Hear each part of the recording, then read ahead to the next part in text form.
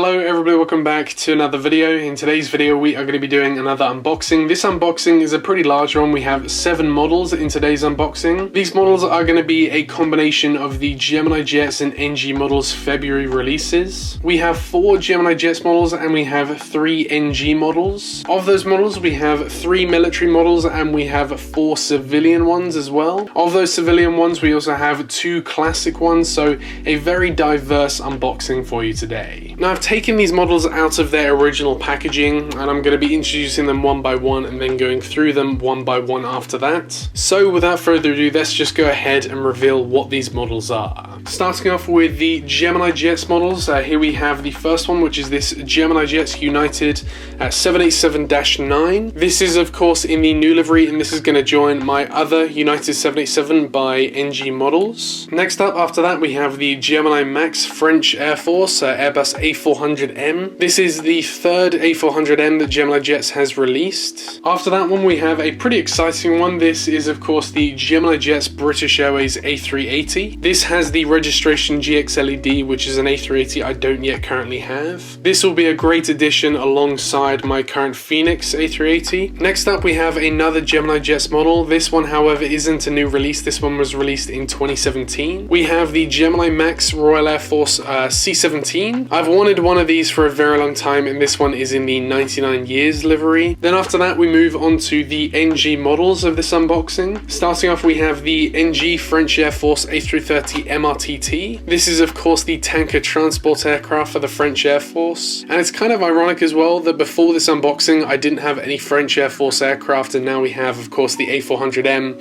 and the A330 joining the fleet. And next up we have a new addition to the collection. I don't yet have this type of aircraft in my collection and this is one that I'm extremely looking forward to, but this is of course the Gulf Air L1011. This is just such a beautiful aircraft. I love the L1011, I love the Gulf Air old livery. It's just such a great combination and I definitely want to get more L1011s in the future, some really nice liveries like this one. The Gulf Air livery, especially the old one, is just one of my favorites of all time, and so I've been looking forward to getting this aircraft for a very long time. And then finally, just like the L1011, this is another new addition to the collection, another classic aircraft, where we have the NG models Boeing 747 SP in the Pan Am color scheme. Again, I don't yet have a 747 SP in my collection and this is another aircraft I really like, but that is going to conclude all the aircraft we have for this unboxing. So I think what we're going to do, we're going to start with the United 787, then we're going to move to the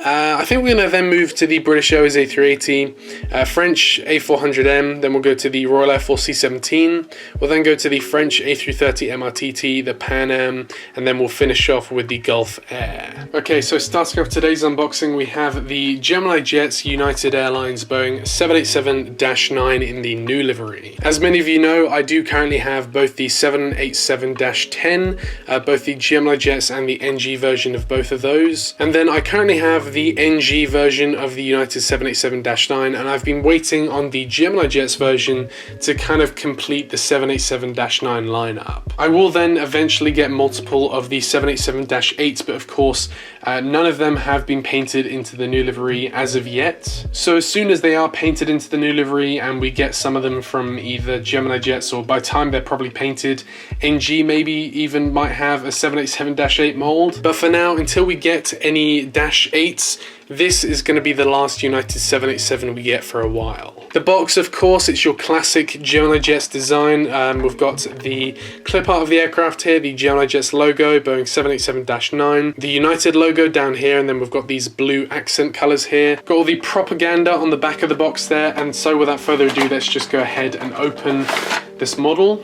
This is probably one of the largest models you get in this size of a box. I know you get the A330s, I believe the A340-300s in this size of a box as well. But as you can see, this 787-9, it takes up pretty much the whole diameter of the box. And taking this model out of the cradle here. Okay, so here we have it. This is the United Airlines Boeing 787-9. United currently have 38 of these aircraft. They actually got their last one of these, I think, last week, or I think it was a couple weeks ago or something like that. But United have just finally completed their fleet of 787-9s. I believe now they've just got the -10s to go. But this aircraft really suits the United new livery. Immediately there are some differences between this model and the NG model. The United titles look a lot different, and of course the mold is different, but that's to be expected. But without further ado, let's just go ahead and take a look at this model in detail. So starting off here at the nose of the aircraft, we have the 787 nose shape here. Looks really good. We've got the cockpit windows here along with the Star Alliance logo and the L1 door here. Moving back to the United titles here, these look a bit weird. They look a lot more bold than the NG version and of course the real life version. The blue is slightly lighter than the engine color as well. So it's a bit weird. I don't even believe the Gemini Jet 787-10 looks like this. If I just move the Gemini Jets version slightly out of the way there, I'm going to bring in the NG version here, and you don't need to be a genius to see that there is a difference here. So the NG version uses a much darker blue here. This blue is a lot lighter, and as well this one's a lot more bold than this one. This one's a skinnier kind of font. So it's really interesting to see, you know, how these kind of manufacturers get these colors and these shapes and everything. I haven't seen enough of the United new livery to tell you which is more correct. I think I would happen to lean more towards the NG version, just judging off of photos and videos that I've seen of this new livery. But it's interesting to me to see how both of these manufacturers making the same plane can make them different. You know, you'd think that they'd get the reference photos from the same reliable sources, but obviously not. Moving back to the wings of the aircraft now, of course we've got the 787 wings. The wing flex is pretty good on these.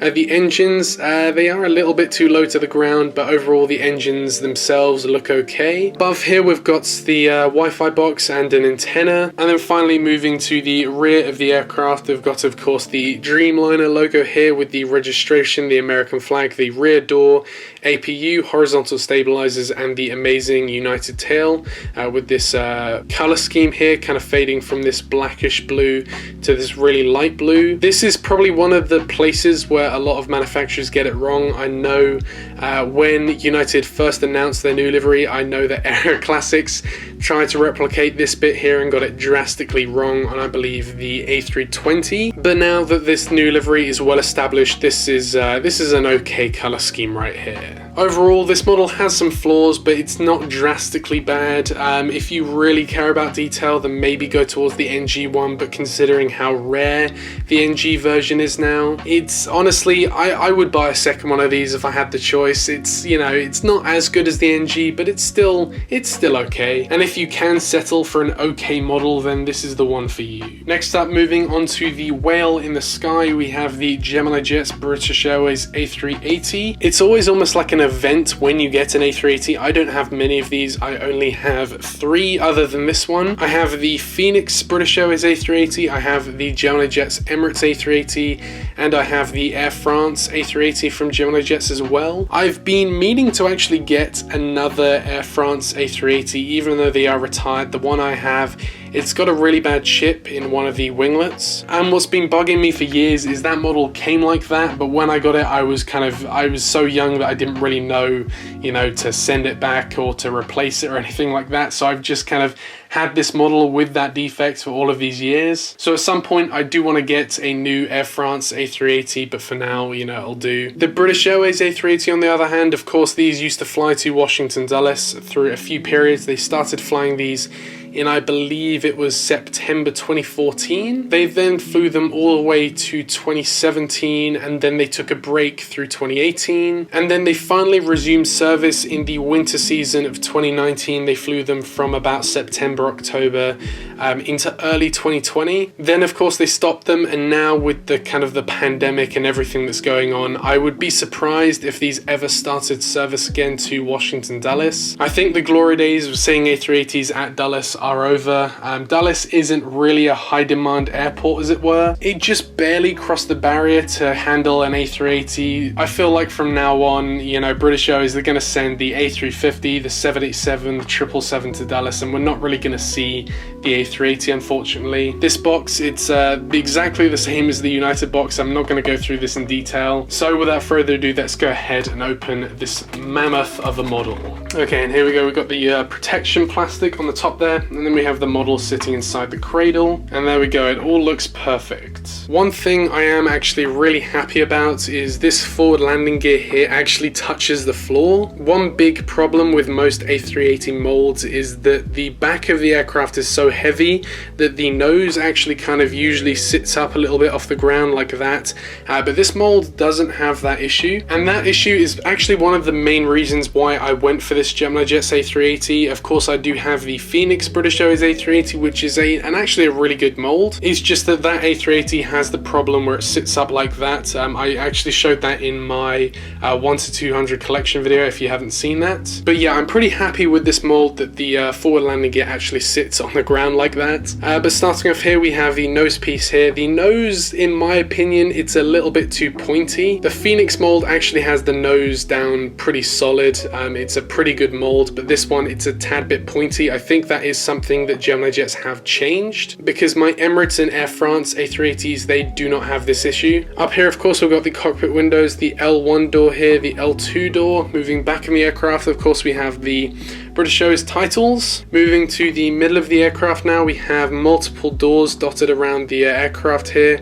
These massive A380 engines. And then probably one of the most iconic parts about the A380 is its tail. The tail is absolutely huge. We do have the tail livery on the back here with the APU back here. We have some of the rear doors here.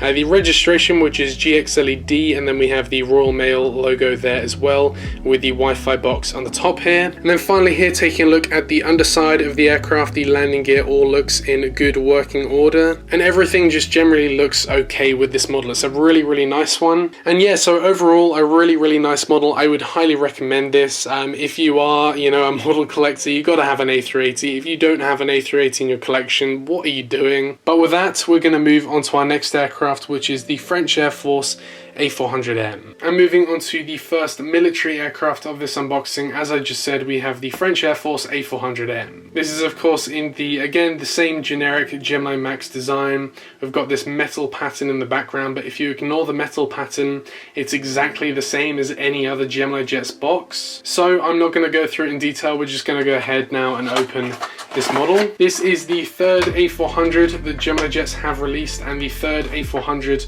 that I have. Of course, they started off with the Royal Air Force A400. They then went to the Luftwaffe A400, and now they of course have the French Air Force A400. And here we have the model. Again, this is just an amazing mold. You can't really go wrong with the A400. There is a slight issue with the prop on this side. It's bent back a little bit, but it's honestly not a huge deal. Now, the French Air Force are the second largest operator of the A400M after the Luftwaffe. The French Air Force currently have 18 of these, and they have 32 more on order. I think the next move for Gemini Jets to make is to release a Spanish Air Force A400M. The Spanish Air Force actually come in third place. They have more than the Royal Air Force. The Royal Air Force is in fourth place. So I think it would be wise for Gemini Jets next to release a Spanish Air Force A400M. And of course, I am going to get that. I'm going to get any A400M that Gemini Jets produce. But yeah, without further ado, let's go ahead and take a look at this model in detail.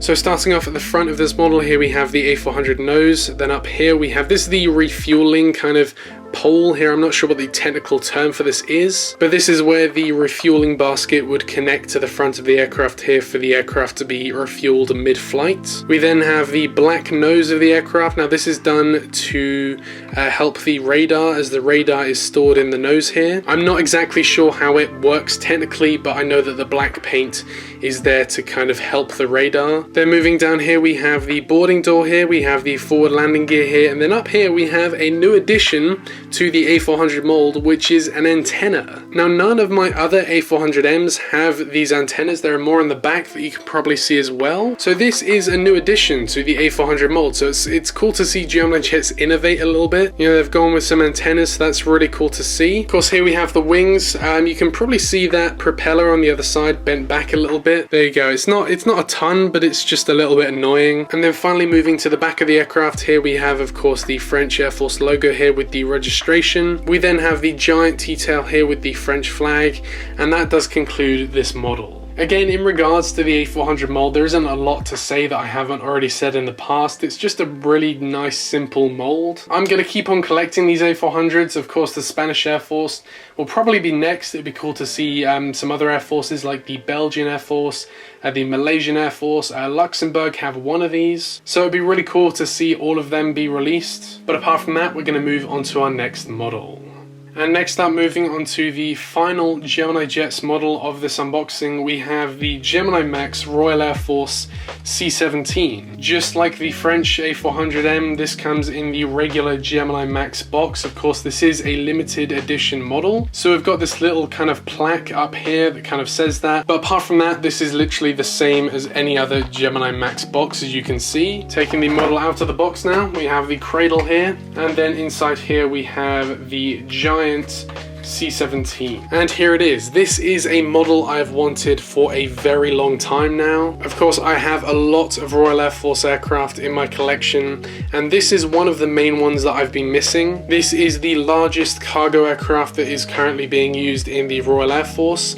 It was introduced in 2001 to the RAF, and they currently operate 8 of these aircraft. They are all based out of Brize Norton, and I believe their main role is humanitarian work. Starting off at the front of the aircraft here, now the nose piece of the C17 is very iconic. We have the cockpit windows here with the the windows that are down by the rudder pedals down there, and then of course we have the eyebrow windows up there as well. Next up here we have the Royal Air Force here. We have the boarding door here with the Union Jack above that there. Moving to the middle of the aircraft here, we have the engines of the C17, 4 of them in total, and then on the wings we have they are just grey, of course, but we do have the Royal Air Force emblem on the wings there. And then finally here, finishing off the aircraft, we have the massive T-tail of the aircraft. Not as big as the C5, of course, but it is a huge T-tail. I'm not exactly sure what this is supposed to be, like a lion or a panther or a leopard, or I don't know what this is. Could even be a dragon for all I know. But I know that this is almost like a special livery to celebrate 99 years of this specific squadron. Alongside that, of course, we have the red and the blue. This is the Royal Air Force kind of like emblem. You'll see this in a lot of the tails of the Royal Air Force aircraft. And then down here we have the other emblem. This is more the famous emblem, the one with the round kind of blue and red circles. And then after that we have the registration, which is Zulu 178. I think that looks like. It's very small, so I can't really see that, but I think that's what the registration says. Of course, all Royal Air Force aircraft are registered with Zulu. I'll try and place it here so you can get a nice rear view of this aircraft. It's an absolute beefcake of an aircraft. As I said, it is the largest cargo aircraft that the Royal Air Force use, and this thing is of course very versatile. It can land on gravel, dirt.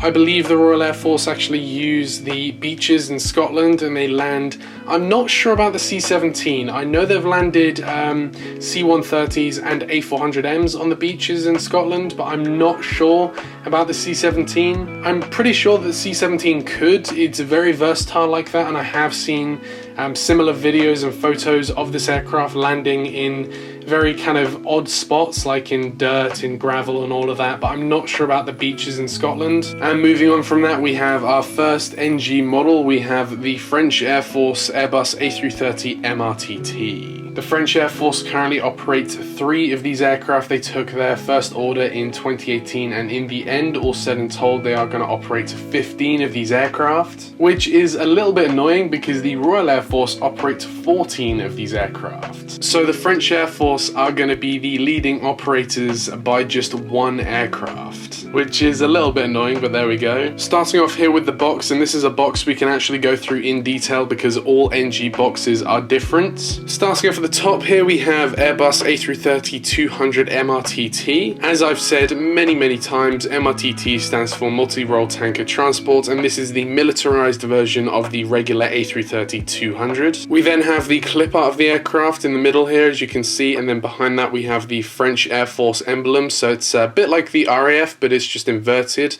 So the RAF have the red in the middle and the blue on the outside. The French Air Force has the red on the outside and the blue in the middle. Then on the sides of the box, we've got, of course, the clip art of the aircraft, A330-200 MRTT with the NG logo down there. So my dad speaks fluent French, and he was trying to translate this for me. So this is the French Air Force basically, but directly translated, this translates to Army in the Air, but essentially it just means French Air Force. And then on the back of the box here, we've got pretty much the same stuff as the front, except we've got all this legal information down here. And with that being said, let's go ahead now and open this model. So I do already have one of these. I have the Royal Air Force A330 MRTT, and I'm hoping the NG keep on this trend of releasing A330 MRTTs. I'd love to get the Australian Air Force A330. There's also the Singaporean one, but I'm really hoping that NG just keep up this trend of releasing some different A330 MRTTs, because a bit like with Gemini jets and the A400M, I'm hoping that they just go through kind of every operator until they have every A330 MRTT that even exists. And inside the cradle here, of course, it is an NG model, so we do have this polystyrene inside here. But taking the model out of the cradle, if I can do this very gently, we have the model inside here, and we have, oh wow, okay, that is that supposed to do that? Now I will go through the model in detail, but one thing I just noticed off the bat is this is the boom pole right here, and it does lower and raise. Now I thought this would be a lot like the Gemini jets models where it's just fixed up like that, but nope, NG, this one actually comes down. Okay, that's another issue, okay. Yeah, the landing gear isn't attached. I do have to admit, I have noticed that increasingly this is becoming more and more of a problem with NG. You know, a lot of their models are starting to come broken, which is a sign of going downhill. I mean, quality control wise they're going downhill, the actual mold wise they're not. The mold is still a beautiful mold and all of that. It's just, you know, I think we had this before actually. I think I had this on my Vespina A330 if I'm not mistaken, but we'll try and ignore that for now. I'll go through the aircraft in detail and then I'll fix that later. Okay, so starting off at the front of the aircraft here, we have of course the A330 nose piece here, done very nicely by NG models. We've got the cockpit windows up here, the identification number here, L1 door here, L2 door, and then of course the windows. It is a very grey livery, as most military aircraft are, but we do have this kind of fluorescent kind of darker grey piece kind of here that floats up and down the fuselage. Moving to the middle of the aircraft, ignore this is the top of my super glue thing, trying to keep the aircraft kind of propped up. But here we have the wing of the aircraft here, and what's quite interesting is the French Air Force A330 MRTTs, they don't just have the boom pole at the back,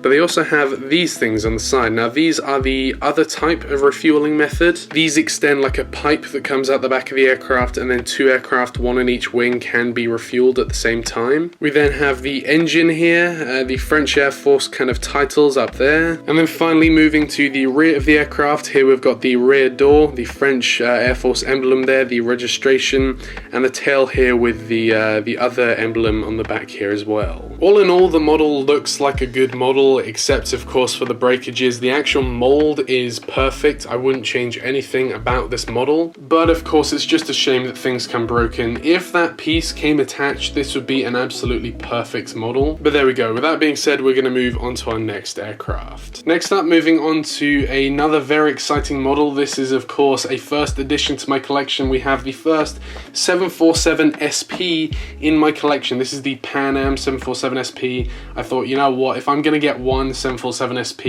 it's got to be an iconic one, so I went with Pan Am. Of course, at the moment, NG are on a streak releasing these as of late. In the recent releases, we had the Qantas 747 SP and the United 747 SP. Along with this one, we also had the American 747 SP, and I was tempted to go for that, except I went for the Gulf Air just because I prefer that aircraft. Of course, the box here, it is in this Pan Am blue color. Then we've got part of the Pan Am logo in the background there. Of course, it actually says Pan Am behind the aircraft here. China clipper behind here. Boeing 747SP, the clip out of the aircraft.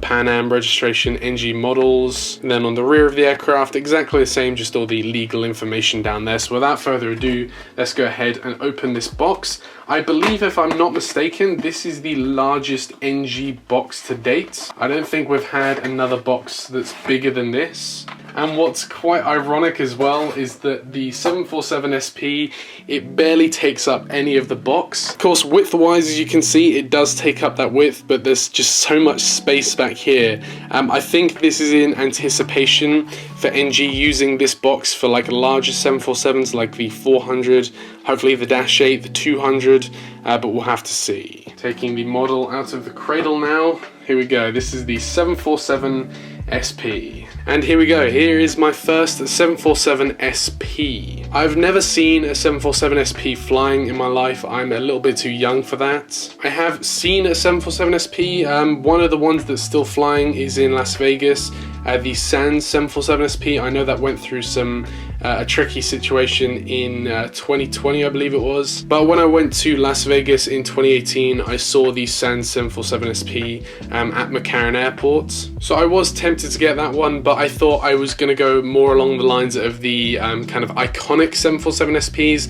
I don't think there is a more iconic 747SP than the Pan Am 747. The TWA 747 is maybe up here along with this one, or maybe the Qantas one as well, but I just wanted to get the Pan Am one just on the basis that I don't yet have a Pan Am aircraft, and I want to kind of collect at least one aircraft from every major American airline in the past. Pan Am operated 11 of these aircraft from 1976 to 1986. In 1986, they then passed them on to United Airlines. I'm not sure if all of the United 747SPs or just some of them were ex-Pan Am 747s, but I know that at least for some of the United 747SPs, they were passed down by Pan Am. The actual model itself, it's in an okay condition, so none of the landing gear came unattached this time. I do have a little bit of beef with this model, however, because as you can see on this side, we do have a little bit of a breakage here with this horizontal stabilizer. It's loose as well, so this may come out. It's just wiggling at this point, but it's really a shame to see, you know, NG's kind of quality control dip, because their actual models are beautiful. Like, there's nothing wrong with the molds and the paint schemes of these models. It's just purely the quality control that gets them every time. And as well, considering that Gemini jets are actually stepping up their quality control, I haven't had a broken Gemini jets model for months now, which is kind of incredible from Gemini jets part. But with NG, it seems every single NG unboxing we're getting some sort of broken model, so